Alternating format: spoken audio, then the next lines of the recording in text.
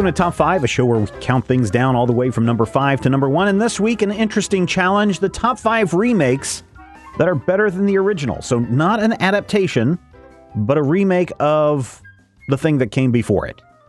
So this should be rather interesting. Rodrigo, what do you have for your top 5 remakes better than the original?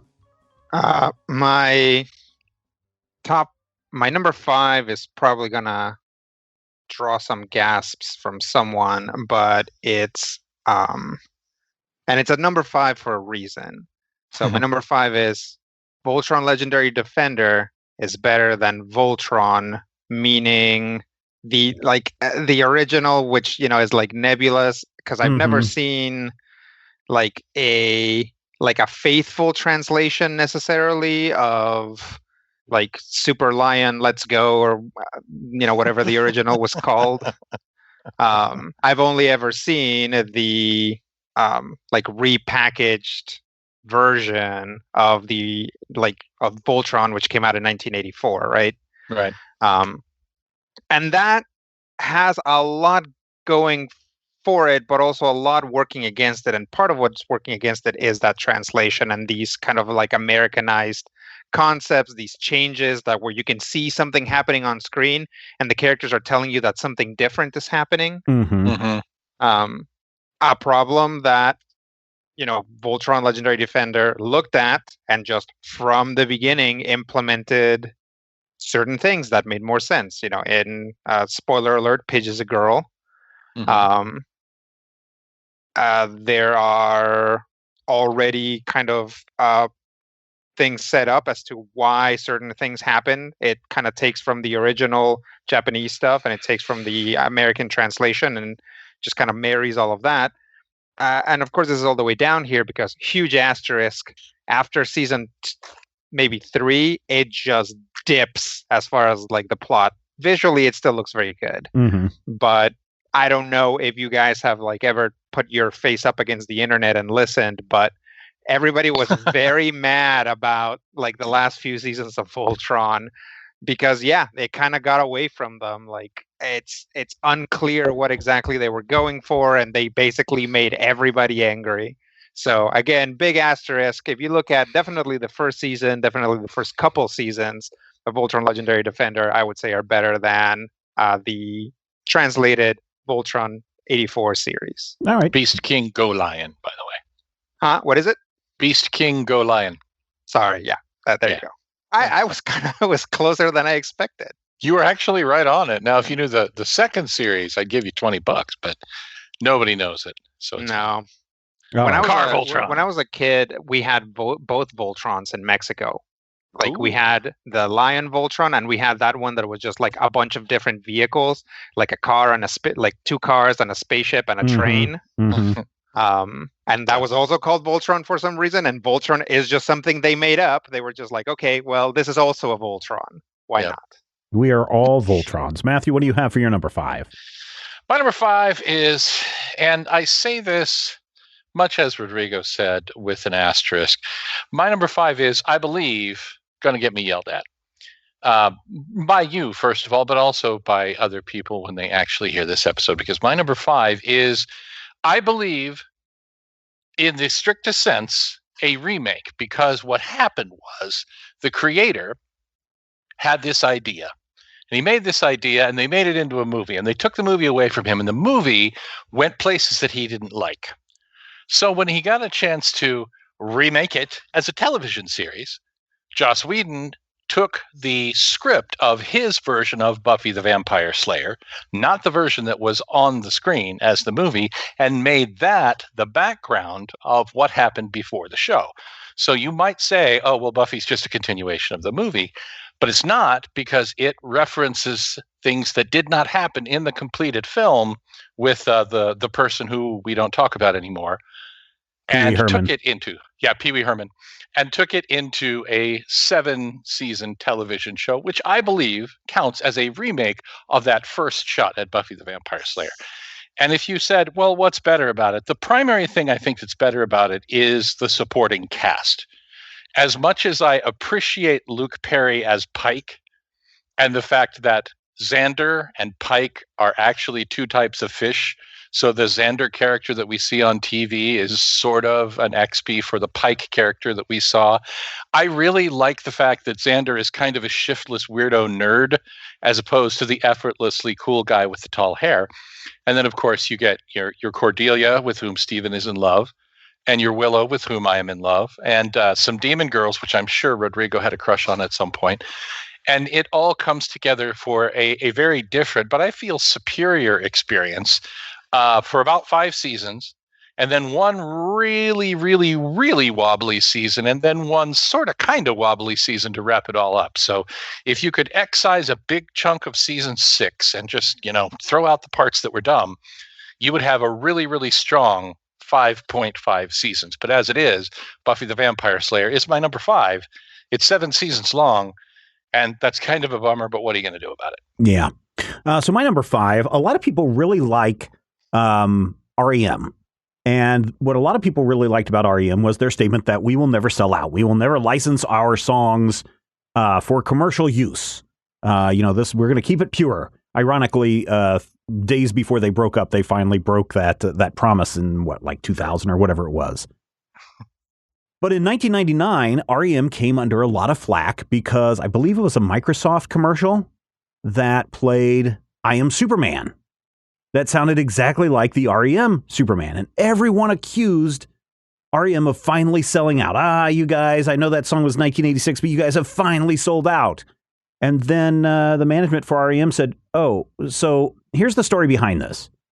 I Am Superman, the song that you all know, is actually a remake of a 1960s song called I Am Superman by the group Click, which sounds an awful lot like the REM version. But if you listen to the original and then you compare it to the REM remake or cover, the REM version is much, much better. Something about the 1960s version has a weird, it's like they go up a sharp or a flat or something is just off by like a note in the way that the song comes out. But REM smooths it all out. And then, of course, you have the beautiful Michael Stipe vocals in this. But I Am Superman by REM is a much, much better song than the original. And a lot of people who say that REM sold out, no, they didn't. They actually did a cover and it came back to bite them on the butt. So that is the story behind that. And that is the story behind my number 5, which swings us over to Rodrigo for his number 4. My number 4 is also a cover. And it's one that we've talked about before, I want to say. But it's also, I feel like, one of the most obvious versions of a cover that is just straight up better than the original, acknowledged by everyone, including the person who wrote it. Mm-hmm. And that's All Along the Watchtower. Mm-hmm. So the Jimi Hendrix one is better than the original Bob Dylan one. One thing that I didn't know, that I found out while I was researching this, is that Jimi Hendrix did not wait. Oh yeah. Bob Dylan's album came out in 1967, and in 1967, Jimi Hendrix recorded All Along the Watchtower. So by 1968, less than 6 months, I think, after Dylan had put out his album, Hendrix already had one of his songs in the charts, because it was released in 68. And it became a top 20 single. Mm-hmm. So I think, most people, if you're familiar with the Hendrix, most people are going to be introduced to Along the Watchtower by the Hendrix version. And then when you listen to the Dylan version, it's like, what is this? And where's all the and it's kind of not there. It's more folksy. It's more sing-songy. It's more Dylan. Yep, it's more Dylan. And it took Jimi Hendrix to be clean it up, polish it, and mount it onto a ring or something. I don't know. I don't know anything about jewelry, but you know what I mean. Let's say yes, and say that was a good choice for your number 4, Rodrigo. It was. Yeah. All right, Matthew, what do you have for number 4? My number 4 is also a song, which is weird that we managed to do that because we don't usually do cool stuff like that. But it's an example of what I believe Rodrigo himself identified as the phenomenon of the same song, just faster with a heavier bass line. Forgive me if I'm misquoting you. I think that's pretty much what you said. But for a while, especially coming into the 21st century, people would have huge hits and they just like, we're going to take this other song. We're going to take Mrs. Robinson and we're going to play it much faster. And we're going to, kick in some cool drums and stuff. We're the Lemonheads in this example. But the example that works, I think, better than the original. And don't get me wrong, the original is a very strong single. It's a really, really good song. But the example that works better for me, at least, is the Alien Ant Farm cover of Smooth Criminal, which is my number 4. And I remember I'm of the age to where everything that Michael Jackson did was new and fresh and wacky, and everybody was like, oh my God, this guy's amazing. And when Smooth Criminal came out, everybody was like, oh, well, that's cool. But if I start to sing Smooth Criminal in my head, I cannot do it at the correct beats per minute to hear the Michael Jackson version in my head anymore. It is impossible. I can see him leaning forward with his weird anti-gravity pants, but I can't hear his version of the song because the Alien Ant Farm version has completely supplanted it in my head. It's a little faster. It's a little bit different in the way that they do it. And of course, the lead singer actually seems to be ironically doing the Michael Jackson woos in the background, which for some reason doesn't feel disrespectful to me. It almost feels celebratory of the original artist and saying, look, we know we are on his turf. We're not doing this to be a jerk. We're doing this to have fun and really, really, play the heck out of a good song. And I appreciate that. It doesn't feel like they're saying this sucks and we're going to fix it. It helps that the music video is a big house party. Right. So if you've seen it, it does feel like they're just having fun with it.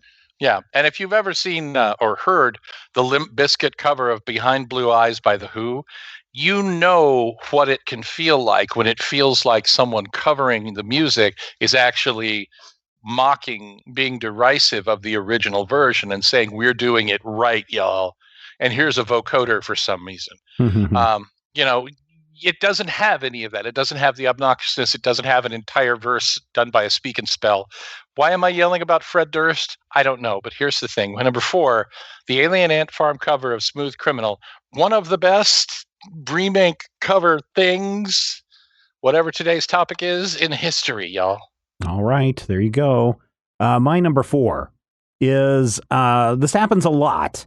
Both U.S. exports going to other countries and other countries' exports coming to us. And I'm not a huge fan of this show just because I hate the stupid managers in charge trope that seems to be shoved down everybody's throats all the time because it's quote unquote funny. It's really not. It's easy drama. Yeah, it is. Yeah. But I'm going to say that The Office is better than The Office because it went like 3 more seasons or 4 more seasons than the UK one, maybe because they realized in the UK it was time to make it end. But having sat through pretty much all of the seasons of The Office as my son was madly streaming it, there's some very funny bits in it. And I've seen little bits and pieces of the original Office, and I didn't find it as interesting or as attractive as the US version. So I'm going to say The Office better than The Office as my number 4. All right, we are now up to our number 3s. And Rodrigo, what do you have for number 3? My number 3 is our 2 animes. So I postulate here that Full Metal Alchemist: Brotherhood, oh man, 2009, is better than Full Metal Alchemist 2003. Yeah, that's where we might have a disagreement, but I see where you're coming from on this. So please share your thoughts on this. I mean, so I have no attachment to the manga, and if you told me is like here's an anime, it's like 30 episodes, and here's another one, it's 60 episodes. I would be like, well, just give me the 30 episode one, because because seriously.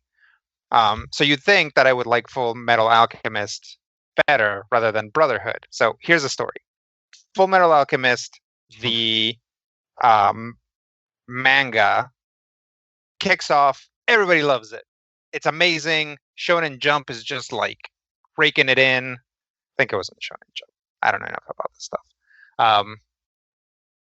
And so they greenlit an anime, and as often is the case, the anime eventually caught up to the manga. Mm-hmm. So eventually it catch up. Another great example of the anime catching up to the manga, Game of Thrones. Yep.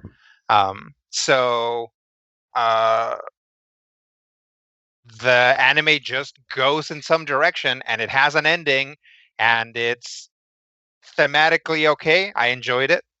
But eventually people were like, well, can we have like an anime of like the actual thing that happened in the manga, which was itself cool? And so they made Brotherhood, which is much longer, introduces like dozens of new characters, has like entirely different like rationalizations for the things that we encounter at the beginning of the show. Mm-hmm. And it's just really a completely different story by the time it ends. The history of the world is different. The history of the characters that are like older than 12 is different. It becomes really interesting. And although I don't like everything that they did, and I do like most of the things that are in the original, Brotherhood just actually feels more complete. The payoff of the things that are seeded early in the series is a lot stronger, and because it's longer, you also get some very satisfying moments where, like your character that doesn't like the heroes or the villains gets to team up with the villains, and then the heroes, and then the villains again. You kind of get to see that back and forth. Basically everything is also given more time. You spend more time with the characters, you get to know them a little more. You start like identifying with like minor characters and everything. So for me, although if you said, hey, let's sit down and watch that whole thing again, I'd probably say, well, maybe after I'm done with Watchmen. Mm-hmm. But definitely I think that Brotherhood, by virtue of just having more time to do and to pay off what I wanted to pay off, is a better version. All right. Very good. Matthew, what do you have for number 3? My number 3 actually was almost that thing right there, because I couldn't come up with a fifth one, and my kid insisted that this is better. She's like, Full Metal Alchemist is not as good, and I'll be happy to come and sit on the show for 10 minutes and pretend to be you. And I'm like, I don't think you could do that, and also I don't want Steven to replace me with you. Let's make this happen. My number 3. Oh, did you hear that finger? My number 3. Like we'll do top 5 proxy. Right. We'll just get the kids to do it. Yeah. And it'll my be dog. like Widget and the boy and your dog. Yeah. And the dog will be the breakout star. My number 3 is another one that I feel like is going to get me yelled at, but you have to hear me out. It is very important that you hear me out on this when I tell you that my number 3 is Spider-Man, the Japanese Spider-Man. Now, first of all, Steven said, absolutely, this is not something that you can do as an adaptation. And Correct. it's not. In 1977, CBS Television had a live-action television series, The Amazing Spider-Man, featuring Nicholas Hammond, one of the kids from that wacky Nazi movie, The Hills Are Alive with the Sounds of Music, as like a 35-year-old Peter Parker living in New York with Larry Tate as J. Jonah Jameson, having adventures, not having the budget to do it, wall crawling in green screen. But the very next year, in Japan, they came out with the Japanese Spider-Man television show, Spider-Man, if you spell it phonetically. And I feel like this counts as a remake because they did a TV show in America and then Japan did a TV show. And instead of having the problems that they had, they said, okay, what works and what doesn't work with Spider-Man? And so the Spider-Man TV show in America had 2 seasons, ran about 13 episodes, and even Stan Lee doesn't like it. So in Japan, Takuya Yamashiro was not bitten by a radioactive spider. He was given spider venom by an alien that crashed to Earth with a giant robot and gave him a giant robot also. And he can now transform into Spider-Man, who is an emissary of HE double hockey sticks, and attacks and fights these demon creatures from space. And also his giant robot can be a really cool car, and he can drive around and do awesome things. And he doesn't put on his costume while standing on top of a building. He literally takes his wristband and transforms into Spider-Man. And it's lunacy. It is a fun show. And if you look at it as, oh, well, if you feel that I'm saying this is better than, Lee and Ditko, please know I'm not saying that. Oh, but see, you can't say that because then you would be talking about an adaptation. I'd be talking about an adaptation. But it is better than the show that it's remaking, the 1977 Amazing Spider-Man. Mm-hmm. Not a good show.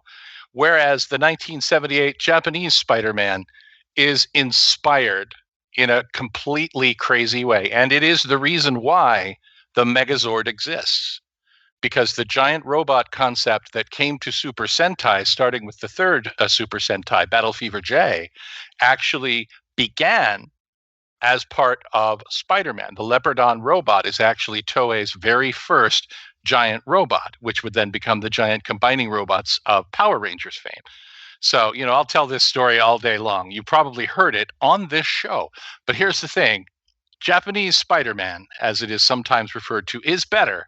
And it is my number 3, and I'll stand by that argument. Please don't hit me. What was wrong with that old Spider-Man? I know. Yeah. Let's give him a robot and Green Lantern's origin story. Boom! Quick, Brant, get him a giant robot. Get me pictures of Leopardon. So, see, this is what you did was something that's very, very tricky, and it's. I'm not going to, whatever. I think people have given up of trying to ensure that Matthew follows rules on the show. But I almost went kind of something very similar on one of mine because the Maltese Falcon, the Humphrey Bogart version, yes, is some people would say is an adaptation of the Dashiell Hammett movie, but really it's a remake of the 1931 pre-code era Maltese Falcon that they couldn't show anymore, so they remade it to make it code okay. And so it kind of falls into that same area. I did not choose that though. For my for my list, it came very close, and that would have been my justification on that. Instead, my number 3 is about a samurai who comes into a town and realizes that there are 2 houses. This is the Edo period, right?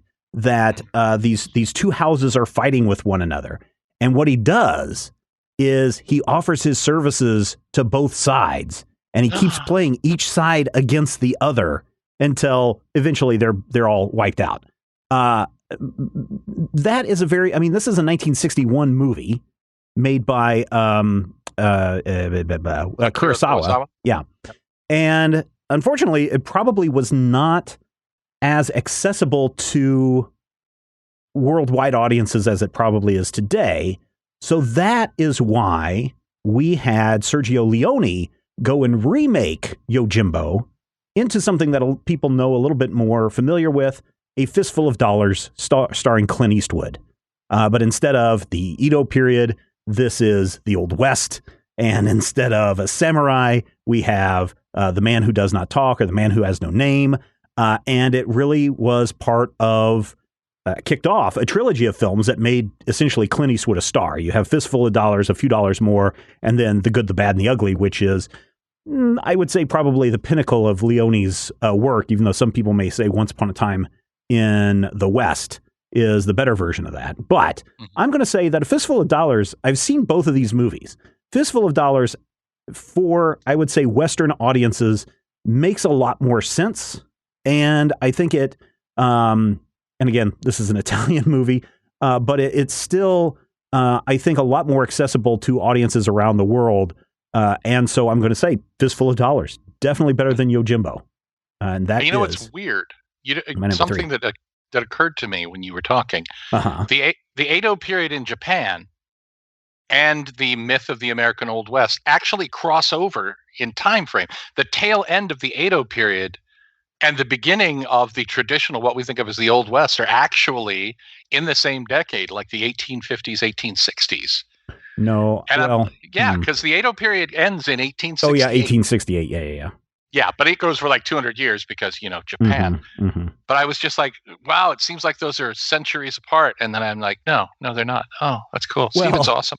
So, I mean, yes, you could say that. There's some the only problem, yes, there is some overlap between those two periods, though you really can't say that Yojimbo takes place in the same time as A Fistful of Dollars because they don't put a takes place. Yeah, they don't put a date on that. My bet is that it's the late 1700s on that. So 1856 is when it happens. Could be. Who knows? It's great. Like the Edo period is like so popular for movies and stuff because it's like the decline of things. Mm-hmm. Mm-hmm. So everybody's like, yeah, there's just like it was crazy. It was like the Wild West out there, man. Yeah. All right, what are we up to? Our number 2s, I believe, right? Rodrigo, right. What do you have for your number 2? My number 2 is another song, and it's one that I think people will, when they hear me say this, they'll be like, what? Because it's not a particularly popular song. But in 1997, one of the best rock and roll albums of all time came out, The Color and the Shape by Foo Fighters. This has all of your big ones. It has Monkey Wrench. It has Everlong. It has other songs by the Foo Fighters. And it has a little song buried in the middle of it, or close to the end of it, called Walking After You. And Walking After You is not a great song, I thought, the first time I heard it in The Color and the Shape, until the next year when the Foo Fighters released it or re-released it with the X-Files, the album, which was connected to X-Files, the movie, in 1998. And the version of Walking After You in X-Files, the album, is really fantastic. It almost sounds like a completely different song, and takes things from the first version that might have even seemed like flaws and then like cleans them up or brings them up in a way that actually highlights it and makes it a more interesting song. That's about all I'm gonna say about it because I could get into it, but like I feel like no one else has heard this song, or like if they have, they don't remember it. But I remember the girl in the video. Yes, yeah. So if you've seen that video, it's like Dave Grohl and this girl like in a with a pane of glass between them. So if that jogs anybody's memory, and of course, shots from the X-Files movie of like Scully being like, "What?" Interspersed in between Dave Grohl and this girl making out through some glass. Yeah. Like glass. Yeah. Anytime you say a guy and a girl between panes of glass, all I can think of is Aha's Take on Me. It's a similar take, except this is more like a kind of a prison or asylum setting. It's the X-Files, so maybe they're like experiment subjects or something. And it's 97, so she's super goth and he's super grungy. And yeah, at the end, Dave Grohl does not escape by slamming himself several times into a hallway. So there's another difference there. There you go. So yeah, Walking After You. If you get a chance, listen to the X-Files version, and if you like it a lot, listen to the version from The Color and the Shape, which it'll enrich the experience. But I'd say the X-Files one is a superior one. Very cool. All right, Matthew, what do you have for number 2? My number 2 is a film, a movie, if you will. And I think that this is going to be my least controversial pick on this list, possibly on my last 3 or 4 lists. And the reason why is simple. It's 2 words. It is what I believe to be a mantra for making a memorable, usually good, but it doesn't have to be good, but it will always be memorable, always be unique experience. And those 2 words are Jeffrey Goldblum, which is why my number 2 is the 1986 remake of The Fly, which, if you've ever seen the 58 version, is very much a 50s monster movie. And it does have, it has drama. It's not like I see you sit and laugh. It's not like a mystery science theater level movie. It's definitely above that. But there is that moment at the end where, you have the fly and then the little fly with a human head, help me, these things happen. But in the hands of David Cronenberg, with Jeff Goldblum as the main character, 1986's The Fly is a totally different and utterly creepy experience. And it's weirdly sexual throughout. So be aware of that. It earns its R rating. Oh my God, does it ever earn its R rating? Don't ever watch the sequel because Eric Stoltz is great, but The thing about the 1986 version of The Fly that's really, really lovely is the build. Because it's not like, oh my God, something bad happened and now he's a monster, you guys. We're like 50 minutes into the film before we even start to see any exhibition of strangeness. But starting off as this super nerdy nerd, Goldblum slowly transforms into this glowing, bare-chested David Hasselhoff, and then even faster transforms from that into a horrible body horror monster. And as someone who's super, super sensitive to body horror, I paradoxically like it when it's done well. Like I will sit and watch something like this, or, God help me, Ito's Parasite, I will read, because it's something horrible, but it's done so well that you feel like you're safe with it. You know that it's not going to end with some terrible, terrible moment. It's got Gina Davis in it at the height of Gina Davishood. Mm-hmm. Gina Davis is amazing. She's this really strong actress who's like 6 foot tall and really, really beautiful and just plays it to death and totally balances out all of the Goldbluminess. It might not have worked without her now that I think about it. So 4 words, Goldblum, Davis, together, comma, y'all. 4 words. That's what it is. But if you've never seen the 86 version of The Fly, I recommend seeing it. I do recommend seeing it maybe on an empty stomach. But, that's up to you. There's some David Cronenberg bits to it. If you know David Cronenberg's reputation, it's earned. But it is a much, much better film. And I feel like it may be one of the finest, if not the finest, of the multiple Goldblum Davis films that came out in 86, 87. There's like 19 of them. And this I think, is their crowning achievement. All right. My number 2 is another song, so I end up with 1 TV show, 2 songs, 2 movies on my list. Now, I'd heard the original for years, and I thought, it's just an okay song.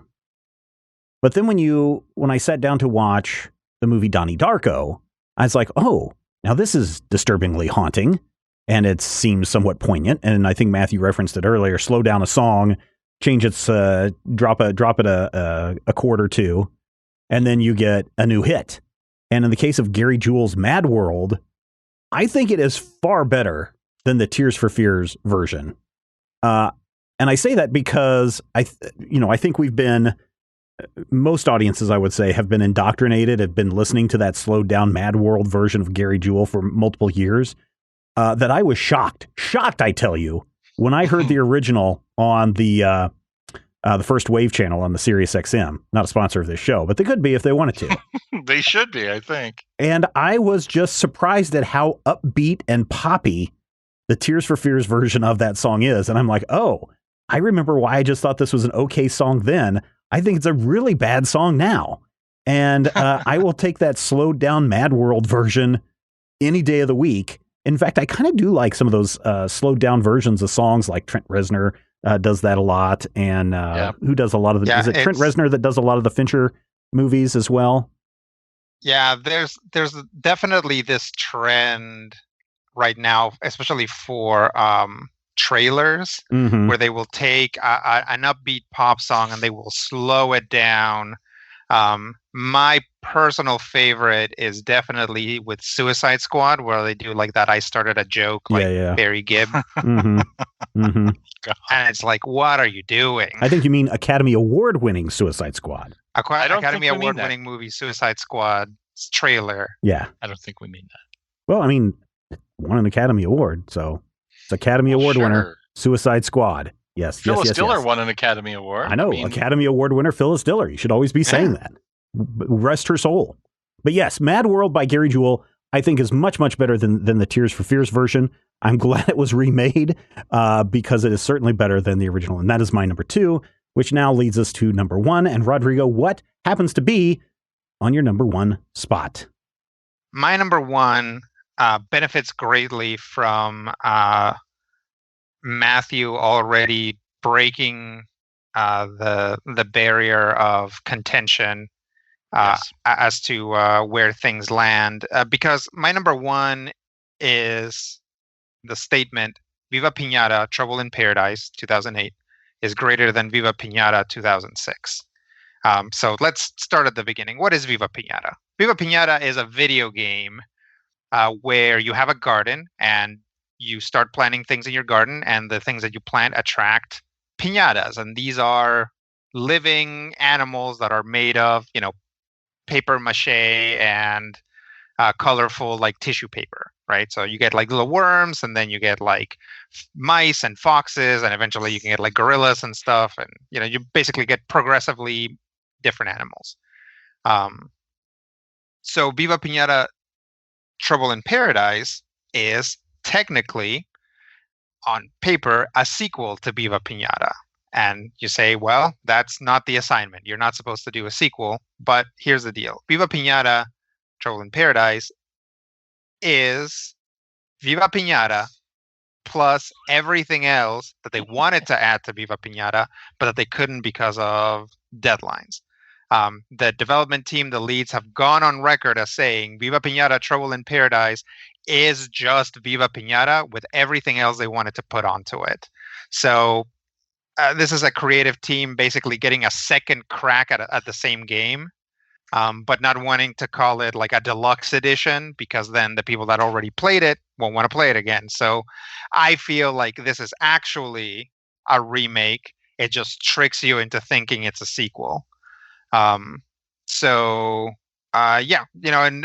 there's like Viva Pinata, Trouble in Paradise. There's like different biomes where like different piñatas show up.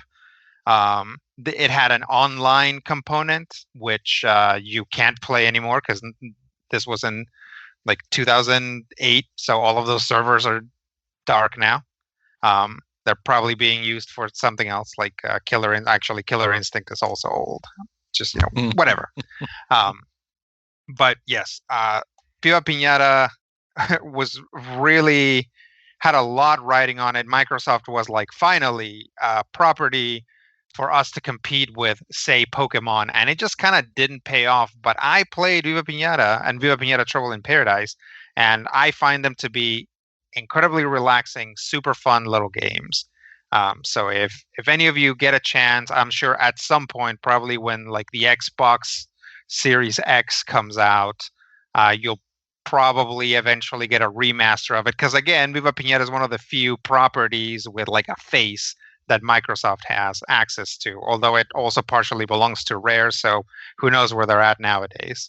But yes, my number 1, Viva Pinata Trouble in Paradise, better than Viva Pinata. All right, Matthew, what do you have for your number 1? Well, my number 1, I've worked so hard. I really wanted, because I have one song, and I have 2 TV shows, and I have a movie. I really wanted to get a comic book. And the thing that kept popping into my head that I knew I couldn't do is Batman is a better remake of Superman than Superman, which first of all isn't true, and second of all would just be trolling Steven.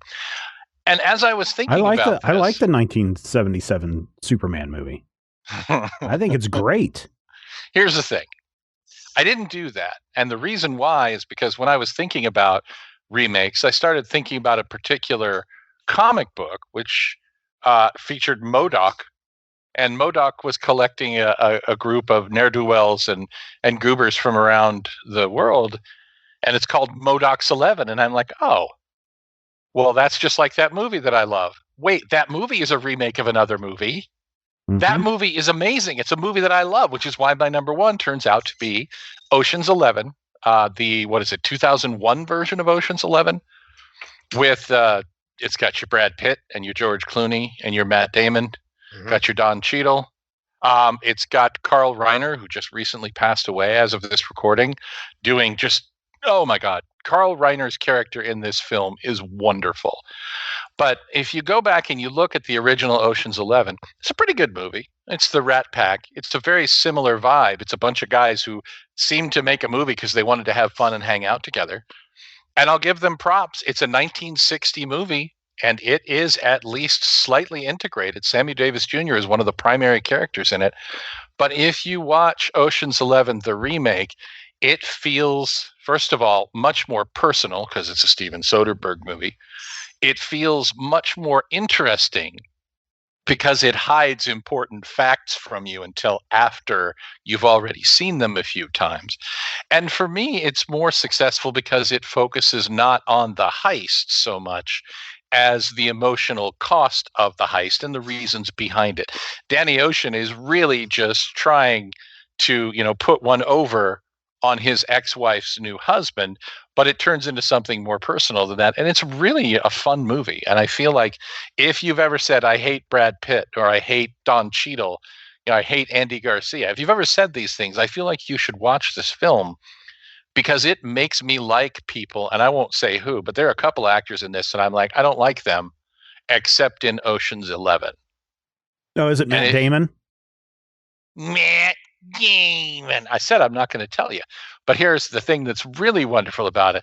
It also has Venom Topher Grace, who grew up to be, David Duke. So that's kind of interesting in it. And if you actually watch the movie in some sort of chronological order, some schmuck was trying to put these scenes in order on YouTube.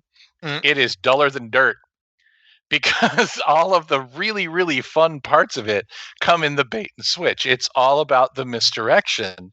And I feel like the way that the film is edited, the way that Soderbergh puts it all together and whomever his cinematographers are, really makes kind of a straightforward heist movie into something much more exciting and much more entertaining.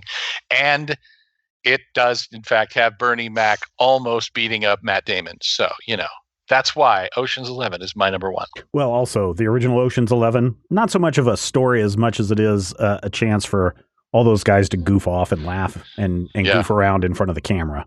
And it does have that terrible ending where the money, gets cremated along with Richard Conte for some reason. Yeah. I never really liked that first Ocean's 11. But it's got Mr. Roper as one of the 11. Sure, it's also got Frank Sinatra and and Henry Silva, the guy with the forehead from all of the movies. I think he was in an episode of Walker, Texas Ranger. Yeah. It's got Cesar Romero in it, the best Joker. Yeah. So my number one is one that I kind of let off in my email to these guys saying, hey, here's what we mean by remake. It is, and Matthew already mentioned Cronenberging. It's The Thing. I've talked about this movie before. 1982, John Carpenter's The Thing. Now, again, I'm going to go with this is actually a remake of the 1951 The Thing from Another World, because that is what Universal had the rights to. The Thing from Another World, an adaptation of the 1938 novella called Who Goes There? And so Universal had this movie and they're like, what can we do with this property? What can we do? And they started kicking it around in the mid 70s. It went through like 12 different directors and writers, each trying to figure out, well, how can we adapt this movie and remake it for today's audience?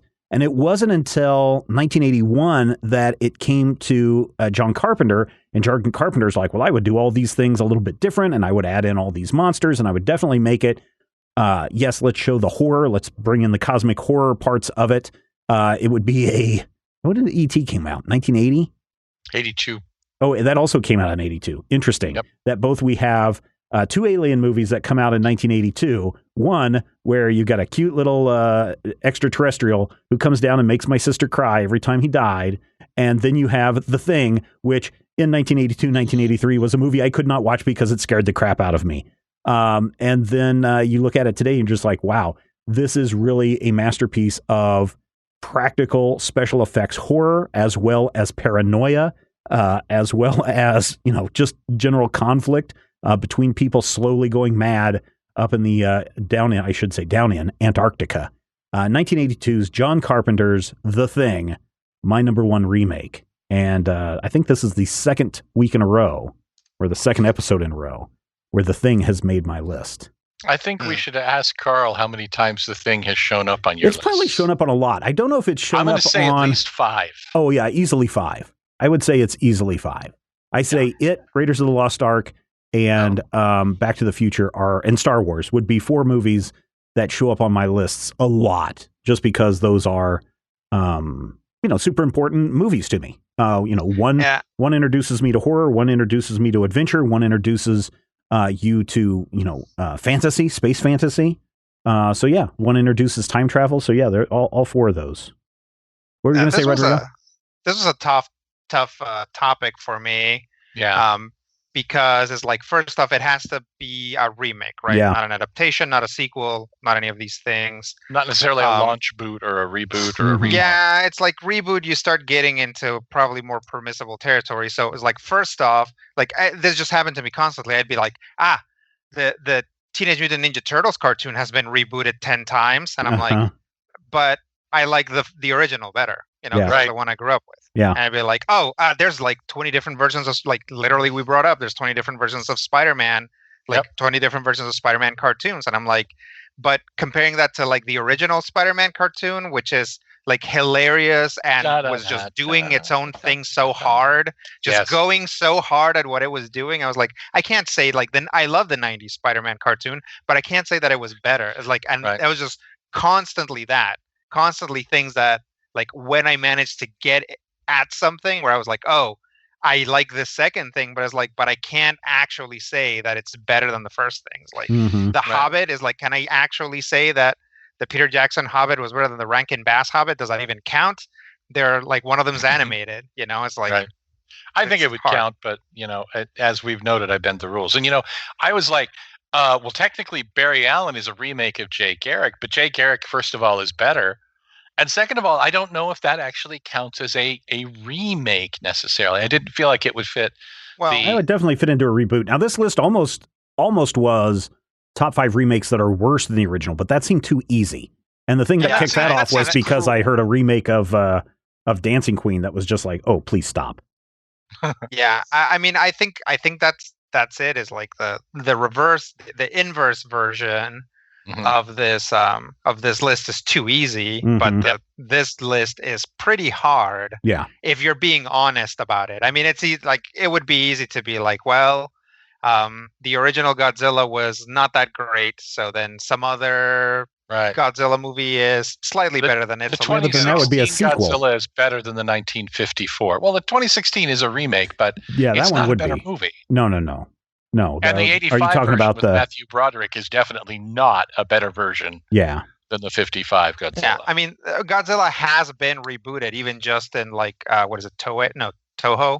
Toho. Yeah. Yeah, through Toho's stuff multiple times. But it's hard to say this is actually a better movie than that first Godzilla that, it happened to me with King Kong. I was like, surely the Peter Jackson King Kong is better than the original. I was like, no, I can't actually say that. I almost tried to make a case, and I walked away from it because I didn't want to get yelled at, that Ishiro Honda's King Kong versus Godzilla, which has the first half of the movie basically just being King Kong, which hadn't yet been released in Japan, would count as a remake of King Kong. And I felt like it wasn't worth arguing. But it was one of those moments where I'm like, man, if I have to, I can hunker down like a jackass in a hailstorm and make that argument, because it's a great movie featuring 2 guys in rubber suits. I almost had on my Also Ran Joe Cocker's With a Little Help from My Friends, the remake of the Beatles with a little help from my friends. But seeing as how today is at this recording is July 7th and it's Ringo's birthday, I decided not to try to shame him on his birthday. Also, Ashley would hear this because she's a huge Beatles fan and probably argue with me. But I think the Joe Cocker version is much, much better than the Beatles version. And, the heavy metal version of The Devil Went Down to Georgia from Rock Band is great. But again, Charlie Daniels recently passed away, and I feel like it would be disrespectful. Yeah. Anyway, what is on your top 5 remakes that are better than the originals list? Why don't you head over to our Discord server and jump in the proper channel. It's top 5, by the way. And you can share your list. Everybody's over there all the time sharing thoughts, ideas, reactions to our list. They're sharing their lists. It's such a busy channel. And I think there's only one reason why it is, and it's because everyone loves a list. Talk to you next time.